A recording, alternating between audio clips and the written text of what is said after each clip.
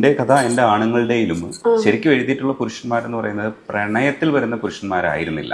ഞാൻ കുറച്ച് പ്രേമുള്ളതൊക്കെ എഴുതിയിട്ടുണ്ട്. പക്ഷെ ഇന്ദു അതിനകത്ത് ആമുഖമായിട്ട് എഴുതിയിരിക്കുന്നത് ഞാൻ എൻ്റെ ഒരു തുറന്നെഴുത്ത് നടത്തിയിട്ടില്ല എന്നാണ്.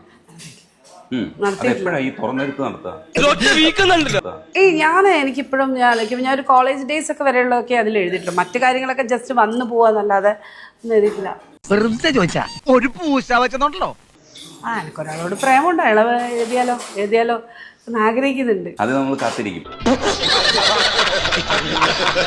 ഞാൻ വെറുതെ എഴുതുമ്പല്ലേ വെളുപ്പം എവിടെയോ ഒന്ന് റൊമാൻറ്റിക് ആയി പാരീസ് നഗരത്തിലൂടെ നടന്നു പോകുന്ന തണുപ്പ് ഞാനേതോ അണ്ടിയൊക്കെ ചുട്ടു തല്ലിയിട്ടാണ് എഴുതുന്നത്.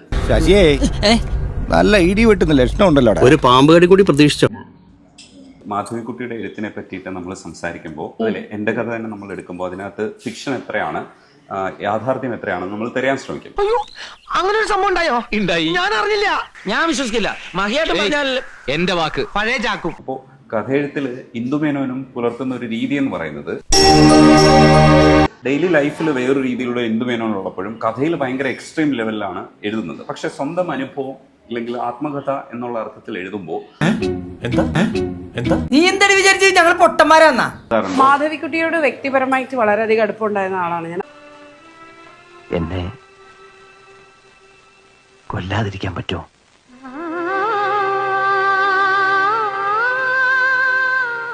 ഞാൻ മാധവിക്കുട്ടിയുടെ ഒരു ജീവചരിത്രം എഴുതാൻ വേണ്ടിയിട്ട് ഞാൻ നോക്കിയിരുന്നു.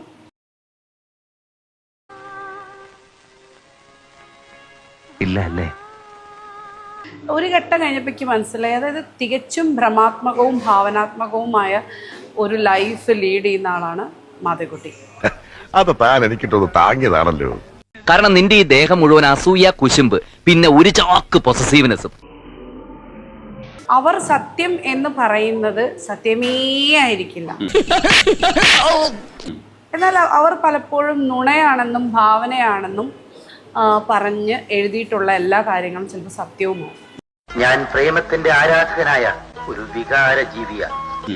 വായനക്കാരനെ തൻ്റെ മാന്ത്രിക സ്പെല്ലിൽ ഇങ്ങനെ നിർത്തിയിട്ട് എന്ത് സത്യം എന്ത് മിഥ്യ എന്നറിയാത്ത ഒരവസ്ഥയിലാക്കിയിട്ടുള്ള എഴുത്തുകാരിയാണ് മാധവിക്കുട്ടി. നാട്ടുകാരൊക്കെ ഒന്ന് അറിയട്ടെ. മാധവിക്കുട്ടി എന്ന് പറയുന്ന മാന്ത്രിക വിരലുകളുള്ള എഴുത്തുകാരി. അവർ സത്യമേത് മിഥ്യ ഏത് എത്ര ശതമാനമുണ്ട് എന്നൊന്നും പറഞ്ഞില്ല. പക്ഷെ ഞാൻ എഴുതിയ ഒരു സാധനത്തിൽ എനിക്ക് പറയാവുന്നത് അതിൽ 110% സത്യം. കാമഡി ചെല്ല് എന്തായാലും വരാനുള്ളത് വഴി തങ്ങുന്നില്ലല്ലോ. ഇപ്പൊ ഇന്നലെ പിന്നെ ഏതൊരു ആലപ്പി അഷറഫ് ഓർ സംതിങ് പിടിക്കാനൊന്നുമില്ല. എനിക്ക് ആളെ നന്നായിട്ട് അറിയാം. കൊറേ നാളായി ഞാൻ കാണുന്നുണ്ട്. വേണ്ട, എന്നെ കൊണ്ടൊന്നും പറയിക്കണ്ട.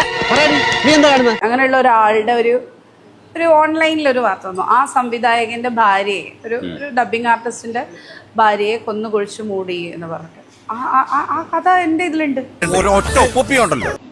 പക്ഷെ അവരാണ് എന്ന് മനസ്സിലാവുന്ന രീതിയിലായിരുന്നിരിക്കണം എന്നില്ല. പലപ്പോഴും ഞാൻ എഴുതി വന്ന് കഴിയുമ്പോൾ അവസാനമാകുമ്പോൾ എഡിറ്റർ വിളിച്ചിട്ട് ചോദിക്കും, ഓ ഇയാളുടെ പേര് ദീപ എന്നാണല്ലേ. അപ്പം ഞാൻ ചോദിച്ചാൽ എങ്ങനെ മനസ്സിലായി? അല്ല ലാസ്റ്റ് എഴുതിയപ്പം ഗീത ചേച്ചി മാറി ദീപ ചേച്ചി ആയിട്ടുണ്ട്.